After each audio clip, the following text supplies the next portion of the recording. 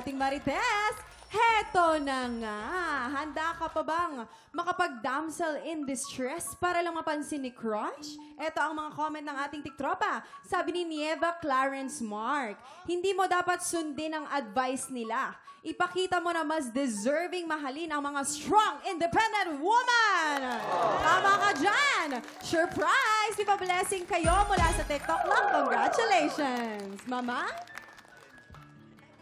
Ayan, di ba? Magkamukha kami ngayon. Oo nga, no? Ay, Eto na. Becky and Bading. Di ba? Becky and Bading. Kaya, pero eto na, oras na para sa inyong daily dose of chismisang may trivia. Let's play! Sang Tanong, Sang Sabog! Siyempre po ba'y obvious naman na ikaw ang aming alay sa Buwisit Blaster? Pero para mas masaya, may dagdag po tayong consequence. Ano yun? Okay? Kapag katama ang sagot ni Bubay, magsasayaw ang mga boys. Naku, puro girl, tamain mo lahat, ha? Ha? Pag tamain mo lang. Mga boys, kasi lahat ng mga boys. Yes. Okay, sige. game. Kasama si Jason. Huwag na isama yung Hindi. boys. Hanggang tatlo lang, Kuya Kim. Tatlo lang. No. Kasama yung mga boys na hindi senior. Okay. Okay. Hindi senior. Na hindi senior, ha? Ito na. Bubay, ang katanungan. Magpapasabog ka na ba? Na-miss ko na yan. Go! Ayan. Papasabog ka! Kaya upo ka na. Oo. Bubay, ha? Alam mo ba, may pasabog din kaming pelikula, ang Slay Zone. Ayan, malapit na.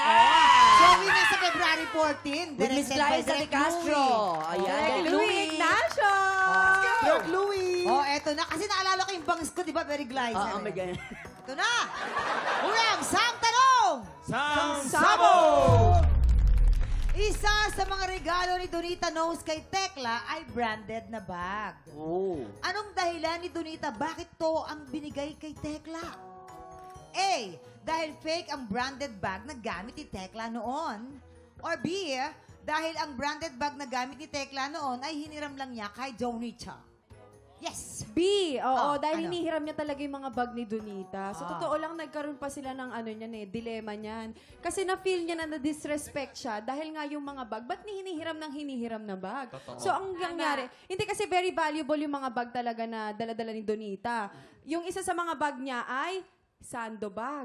Oo. Etong ay susunod na Meron bag. pa. Meron siyang madalas na bitbit. Oo. Eye bags. Oh, ano pa yun? Meron pa. Pagabag. Pagabag. Ito ang pinakamatindi sa lahat. Bagyo!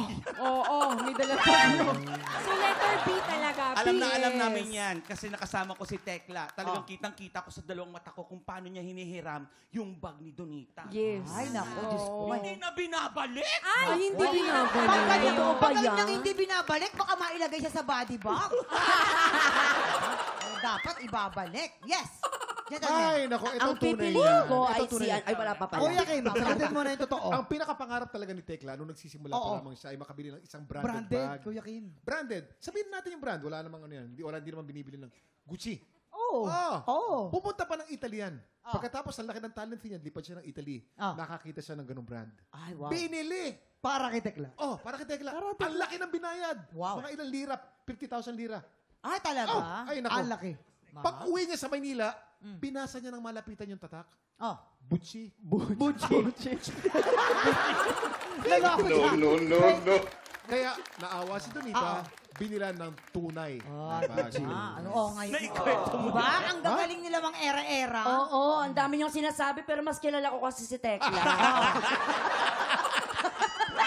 Kaya huwag niyo kayo ni Edjot. Siyempre, dahil mas kilala mo si Tekla, so ano magiging kasagutan mo doon? Oo, ano ulit pinagpipilian, Tipoki? Ah. A, fake ang branded bag na gamit ni Tekla, or B, branded dahil hinihiram niya yung branded bag ni Donita. Ayan, kilala ko kasi si Tekla, totoong tao po siya. Kaya ang tingin ko, yung fake yung bag niya. Kaya mas practical. Doon tayo sa letter A. Fake ang branded bag na gamit. O sige, tingnan natin. Kabog or sabog in 5, 4, 3, 2, 1. Sasayaw ang mga boys! Yes! Mali talaga yung ano yan. Oh my gosh! Ni Bubay. Ho! Ay! Pak! Ay! Ay, oh. Oh, yeah. Oh! ba yan, Mang? May pakalda. Kala ko may pa-abs. Kinaldagan tayo. Grabe. Na, Jason. Lana. Uy, Jason. tama na, Kuya Jason. Mamaya ka na, Jason, sa color bar. Ay, ano ba yan? Eto, Color bar. color bar. Paano siya makikita doon? Pangalawang sang tanong! Ay, meron pa pala. Sabog. Ano ang ginagawa ni Marian Rivera para hindi mahalata ni Ding Dong ang madalas niyang pag-online shopping? A. Gumagamit ng iba't ibang pangalan? Or B. Kinakausap ang guard para itago kay Ding Dong ang mga delivery? Unahin natin ng mga gentlemen. Dun tama yun yung sa letter B. Ay, letter B. Nakita ko Kinakausap sa yung mga Instagram guard. na kinakausap niya yung mga Oo. guard. Ah. Oo. Huwag Tsaka- mong sabihin na ito yung mga order ko. Oo, tsaka nakita ko din kasi siya. Pakati niya kasama yung guard na yun. Yung guard pala na yun, hindi niyo pick up. Si Nardo. Si Nardo. Si Nardo. Oo, ang dami. Yung guardhouse nga, hindi na malagyan ng ng tao eh. Puro mga Delivery. Puro delivery na lang. Ako ba yan? Ikaw, hindi naman. Bumili nga siya ng Gucci din eh. Sinauli niya. Pinasauli niya yung Gucci. Kailangan, kasi Gucci talaga yun. Yes.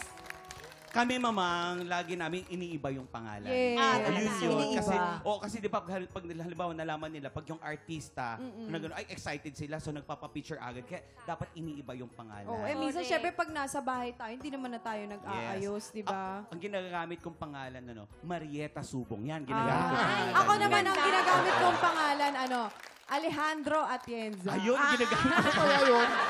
Ikaw. Ako, ginagamit ko pangalan, Jason. Ay, Jason, guys. Alam mo, si Mario na ginagamit ang pangalan, Ricardo Balarosa Jr. Ginagamit ko pati yung cheekbone niya, ginagaya ko talaga. Marieta Subong. Ano yung kita dyan eh? Sige. Ako din, nag-iba din ang pangalan pag nag-order. Ano? Patupoki. Louie Ignacio. Yan. Ay, alam mo, regular ka na rito. Tapos sa putukan, no? Direk Louie, magbibigyan to ng ticket natin sa premiere night. Premiere night namin sa February 8. Ay, Huwag kayong malapit dyan. na. Sige, ano magiging kasagutan mo? Siyempre, kilala ko si My Labs. Oh. Oo. Ay, meron kaming bonggang bilya every Saturday, Ayan! ha? Si Poki, congrats 6:15 sa... Dali. Siyempre, Ano gumagamit ng iba't ibang pangalan. Yan. Gumagamit ng iba't ibang pangalan. Oo. Tignan natin, kabog or sabog in... 5, 4, 3, 2, 1. Sayo! Sayo! Hoy! Hey! Ho!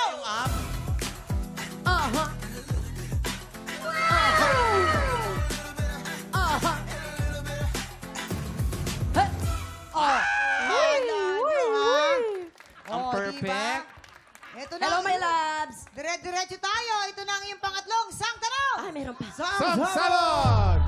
Grabe. Eto. Bago pa siya makilala bilang sikat na volleyball player, anong sport ang mas naunang kinahiligan ni John Vic de Guzman? A. Badminton or B. Swimming? Badminton yan. Badminton. Tama. Oo. Si John Vic kasi talagang atleta to.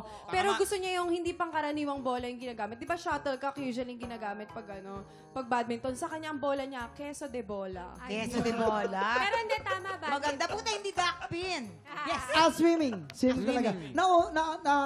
Na-discover niya yun, nung naundoy. Sa Marikina yan eh, kapit-bahay ko sa Marikina. Tapos nag-swimming siya, ginawa niya butterfly. Tapos dragonfly, tapos seagull. Tapos papalakas Ang din galing, ng back ang galing. muscles yun, ano? Oo, ang laki. Pang volleyball. Oo, kaya nga ang laki ng ganito niya eh. Grabe. Swimming. Tuwan-tuwa si Jason sa Oo. nasabi niya. Tignan na. Ano ba ang magiging kasagutan kaya ni Bubay dyan? A. Badminton or B. Swimming? Ay, syempre, kasama namin sa Mema Squad yan. Si John Vic, diba, sa Tibat. So, ayan. Badminton. Sure ka na dun, ha? Syempre, hindi. Oh. Tama yun, tama yun. Okay, tignan natin. Ang sabi po niya, badminton, kabog or sabog in. 5, 4, 3, 2, 1. Perfect! Ang galing mo, ah! Galing! Ha! O, Angel.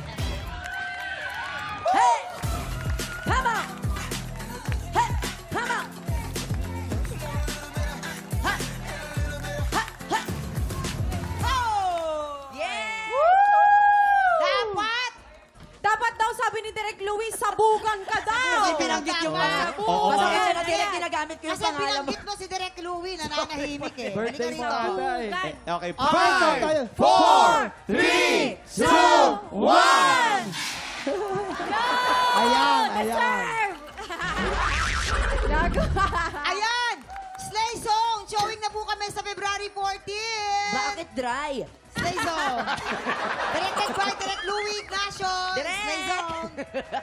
Slay song na Bubay. po. Kamusta experience, Bubay? Manny Kalayan, I love you! Hello po, sobrang saya ng experience. O, di ba na perfect ko, pero naparusahan pa rin ako. Okay, maraming salamat sa lahat ng bisitang nakakulitan natin ngayong araw.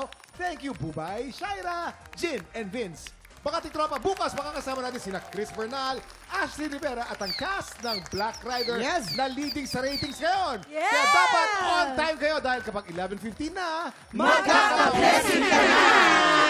Kita-kits bukas dito na po sa TikTok Live!